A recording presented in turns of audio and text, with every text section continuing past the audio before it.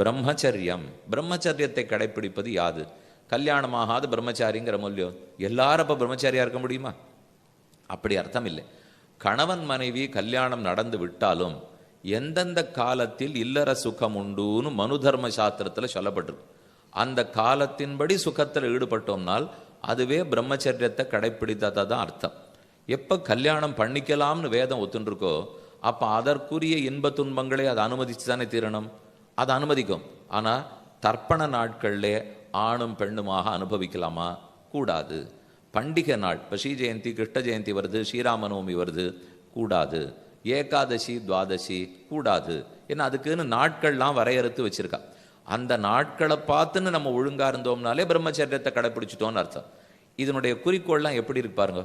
நம்ம இஷ்டத்துக்கு நடக்காமல் ஒரு சாஸ்திரம் சொல்லியிருக்கு, கடவுள் சொல்லியிருக்கார், அதுக்கு தகுந்தாப்பில் என் வாழ்க்கையை அடக்கமாக சுருக்கமாக வச்சுப்பேன்னாலே அவருக்கு ரொம்ப பிடிக்கிறது.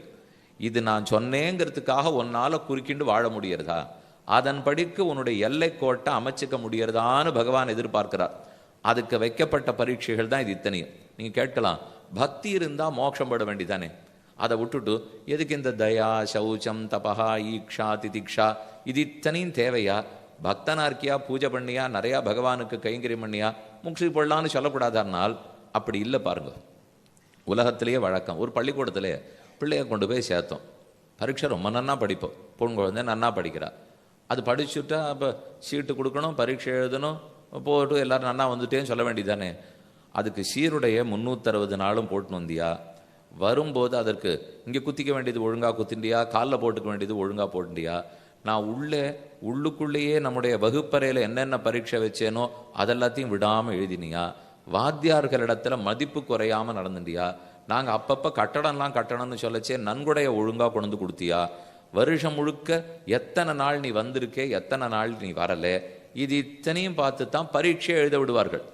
நம்ம ஓஹோன்னு படிச்சிருக்கிறதுக்காக பரீட்சை எழுத முடியாது. இது இத்தனையின்படி நடந்தால் தானே பரீட்சை எழுதுறதுக்கு அனுமதிப்பா? நீங்கள் கேட்கலாமே, என் பொண்ணு எதுக்கு இதெல்லாம் பண்ணணும்? அவள் ரொம்ப நன்னா படிப்போன்னா பரீட்சை எழுத விடணும்னு கேட்க முடியாது. இதன்படிக்கு இருந்தால்தான் பரீட்சை எழுதவே அனுமதிப்பார்கள். அதை போல இந்த நல்ல குணங்கள்லாம் நம்ம இடத்துல இருந்தால்தான் பக்திமானாய் இருக்கிறதுக்கே நமக்கு யோக்கியத்தை வரும்.